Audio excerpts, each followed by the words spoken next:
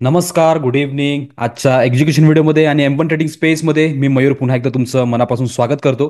इथे तुम्हाला दिसत असेल ऑर्डर बुक आहे.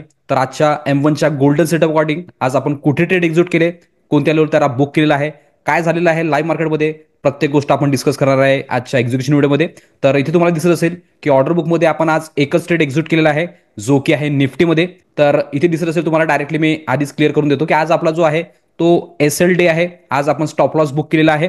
ओके, तर काय सायकोलॉजी होती, याच्या मागचे काय पॉईंट होते, सर्व काही आपण डिस्कस करणार आहे. तर इथे डायरेक्टली मी निफ्टीचा चार्ट ओपन करून घेतो आणि तिथे एक्सप्लेन करतो की काय सायकोलॉजी होती आपली लाईव्ह मार्केटमध्ये. तर इथे मी निफ्टीचा चार्ट लावून घेतलेला आहे. निफ्टीची ओपनिंग स्लाइटली आज गॅपअप होती. First candle strong bullish side दिसत होती, बट मी लाईव्ह मध्ये तुम्हाला प्रॉपरली सांगत होतो, कॉमेंट्री करत होतो की जोपर्यंत ही जी लेवल आहे ह्याच्यावर जोपर्यंत ब्रेकआउट करून एक WRC क्लोजिंग देणार नाही, अपसाईडचं डायरेक्शन दाखवणार नाही, तोपर्यंत आपल्याला काही करायचं नाही आहे. जेव्हा स्ट्रक्चर कन्फर्म होईल, डायरेक्शन वरच्या साईडने स्पीडने निघणार, त्यानंतरच आपण एक्झिक्यूट करणार होतो. आणि एक्झॅक्टली लगेचच नेक्स्ट कॅन्डलमध्येच मी बोललो आणि लगेच ही कॅन्डल क्रिएट झालेली आहे, जे की डॉमिनेट डाऊन साईडचं डायरेक्शन दाखवत होती. WRC होती, डाऊन साईडचं होतं. तर इथे मला वाटलं की ऑलरेडी हे जे बायर आहेत या कॅन्डलमधले हे ते ऑलरेडी ट्रॅप झालेले आहेत आणि जी क्लोजिंग आहे ती पण डे लोच्या खाली दिलेली आहे. तर मी एक्सपेक्ट केलेलं होतं की या लेवलपर्यंत इझिली मार्केट येऊ शकतं, बट या कॅन्डलमध्ये SL जो होता तो खूप मोठा होता. तर मी इथे डायरेक्टली ट्रेड एक्झिक्यूट केलेला नाही आहे. मी एक रिट्रेसमेंटचा वेट केला, जेणेकरून आपला जो SL आहे तो स्मॉल होईल, त्यानंतर आपण जी ट्रेड आहे ते एक्झिक्यूट करणार होतो. तर इथे 2 कॅन्डल थांबलेलं होतं मार्केट, त्यानंतर स्लाइटली वर गेलं आणि इथे इंगल्फिंग करून निफ्टीनी या लेवलला प्रॉपरली ब्रेक केलं आणि एक स्ट्रॉंग क्लोजिंग दिली होती डाऊन साईडनी. तर इथे कन्फर्म झालेलं होतं की जो डाऊन साईडचा ट्रेड आहे तो जाऊ शकतो आणि हे जे टार्गेट आहे हे इथे डन करू शकतो. आणि जो SL आहे तो पण या कॅन्डलमध्ये स्मॉल झालेला होता.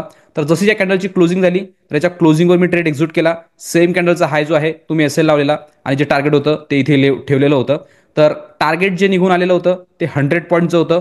प्रॉपरली ऑप्शन बाईंगमध्ये आपण आरामात 50 ते 60 पॉईंट इथे बुक करू शकलो असतो, बट एकच कॅन्डल आपल्या फेवरमध्ये बनली. त्यानंतर ही जी मोठी कॅन्डल आहे यामध्ये व्होल्टिलिटी क्रिएट झाली आणि लगेचच रिव्हर्स झालेला आहे आणि इथे लावलेला जो ट्रेलिंग आहे तो इथे आपला बुक झाला.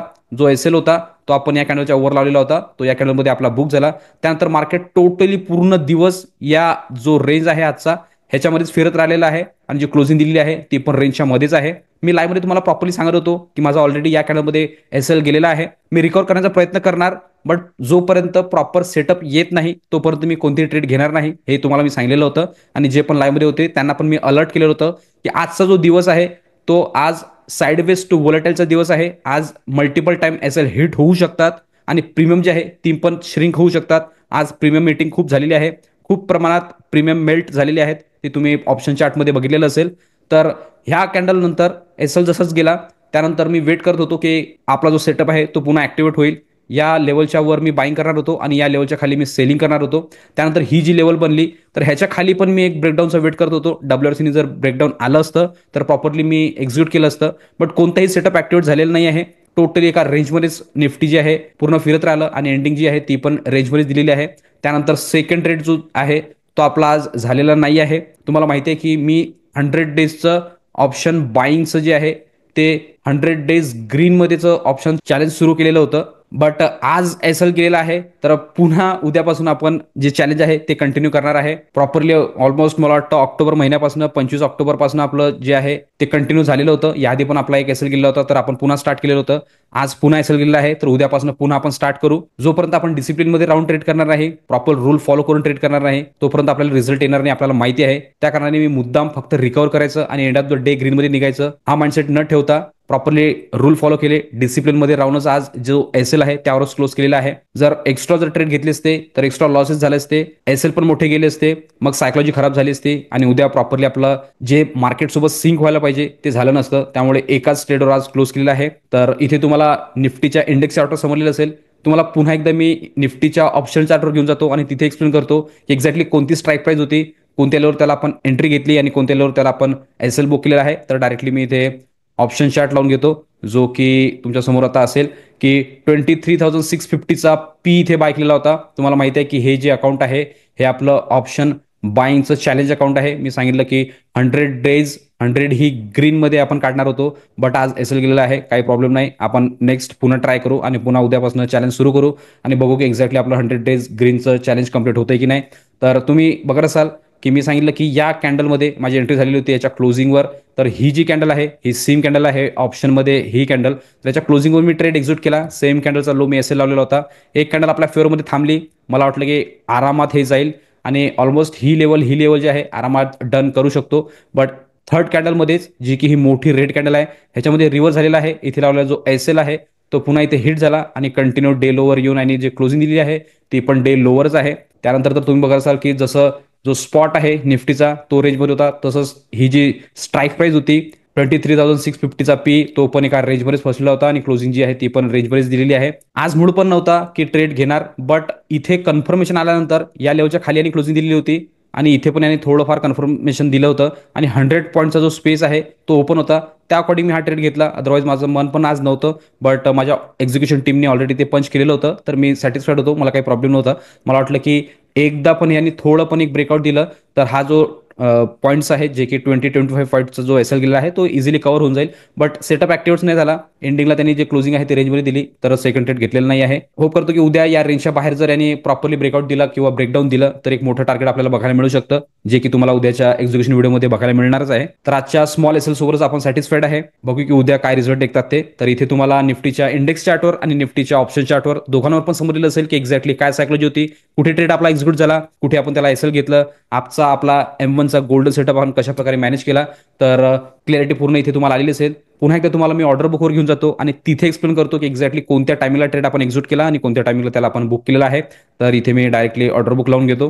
तर इथे तुम्हाला ऑर्डर बुकमध्ये दिसत असेल की आपला जो ट्रेड आपण एक्झिक्यूट केलेला आहे तो केलेला आहे 10:05 तिथे मी निफ्टीचा 23,650चा पी बाय केलेला तो भाजलेला होता 153 मध्ये. त्यानंतर याचा जो एस एल आहे तो नेक्स्ट थर्ड कॅन्डलमध्येच आपला बुक झालेला आहे जो की आपला बुक झालेला होता 10:12 23,650चा पी जो की आपला एस एल बुक झालेला आहे 128 मध्ये. तर तुम्ही काल बघितलेलं असेल एक्झिक्युशन व्हिडिओमध्ये काल पण आपला 22 पॉईंटचा एस एल होता. त्यानंतर त्याच्या अगेन्स्टमध्ये आपण 175 पॉईंट बुक केलेले आहे. ओके, आज आपण पुन्हा एस एल बुक केला. फर्स्ट एक्सपेक्टेशन होतं की सेकंड ट्रेडमध्ये आपण एंड ऑफ द डे ग्रीनमध्ये निघू, बट इथे आपण 25 पॉईंटचा एस एल जो आहे तो आज बुक केला आहे आणि एस एल सोबतच आज आपण क्लोज करतोय. होप करतो उद्या पुन्हा 100पेक्षा 150पेक्षा जास्त पॉईंट आपण कव्हर करू. तुम्ही बघत असाल की या आधीचे पण एक्झिक्युशन व्हिडिओमध्ये आपण जो एस एल आहे तो नेहमी स्मॉल घेतलेला आहे. अपोजिटमध्ये आपण जे प्रॉफिट घेतलेलं आहे ह्याच्यापेक्षा 10 पट 20 पट पण आपण प्रॉफिट घेतलेलं आहे. तुम्हाला माहिती आहे की बँक निफ्टीमध्ये मी 100 पॉईंट पण बुक केलेले आहेत, 500 पॉईंट पण बुक केलेले आहेत आणि हायस्ट जे आहे ते 1600 पॉईंट पण रेकॉर्डेड आहेत जे की आपल्या चॅनलवर मी अपलोड केलेले आहे. तर तुम्हाला माहिती आहे की नेहमी एस एल जो आहे तो नेहमी स्मॉल असला पाहिजे आणि टार्गेट जे आहे ते त्यापेक्षा 10 पटीने जास्त असलं पाहिजे, मिनिमम दुप्पट तरी असलं पाहिजे, जेणेकरून आपली जी प्रॉफिटेबल जर्नी आहे ती कंटिन्यू राहील आणि आपण स्टेबल राहू मार्केटमध्ये. तर तेच आज आपल्या या एक्झिक्युशन व्हिडिओमध्ये तुम्हाला बघायला मिळालेलं असेल. जर मी आज पण माझे रूल ब्रेक केले असते, डिसिप्लिनमध्ये राहून जर ट्रेड केलं नसतं तर मल्टिपल ट्रेड झाले असते आणि लॉसेस जो आहे तो पण मोठा झाला असता, माझ्या कंट्रोलमध्ये राहिला नसता. त्यानंतर माझी जी सायकोलॉजी आहे ती पण खराब झाली असती. तर सायकोलॉजीला मेंटेन ठेवण्यासाठी रूलमध्ये राहून डिसिप्लिनमध्ये राहूनच आपल्याला ट्रेड करायचं आहे. तेच मी आज तुम्हाला शो केलेलं आहे. सगळी जी कॉमेंट्री आहे ते पूर्णपणे लाईव्ह मध्ये मी तुम्हाला केलेली होती की काय आज सिनेरिओ आहे, काय राहू शकतं. मी ऑलरेडी सेकंड थर्ड कॅन्डलमध्येच मी सांगितलेलं होतं 9:20 9:25 की आज जे मार्केटची सायकल दिसते ती साइडवेज टू वोलेटाईलची दिसते, कारण की जी रेंज होती ती खूप मोठी होती आणि मार्केट दोन्ही साईडचे जे एस एल आहे ते हंट करताना दिसत होतं. तर अशा ठिकाणी आपल्याला फक्त कन्झर्वेटिव्ह राहून आपल्या कॅपिटलला प्रोटेक्ट करायचं असतं. तेच मी तुम्हाला सांगितलेलं होतं. भरपूर जणांनी आज सिक्युअर रिप्ले केलेला आहे आणि त्यांचं कॅपिटल जे आहे ते प्रोटेक्ट केलेलं आहे. तर होप करतो आजच्या पण निफ्टीच्या ट्रेडचं अपडेट तुम्हाला इथे क्लिअर झालेलं असेल. तर आजच्या एक्झिक्युशन व्हिडिओमध्ये आपण एवढंच ठेवू. भेटूया पुन्हा नेक्स्ट व्हिडिओमध्ये. तोपर्यंत सर्वजण शिकत राहा, इम्प्लिमेंट करत राहा. मी मयूर साइन ऑफ करतो. गुड लक, बाय.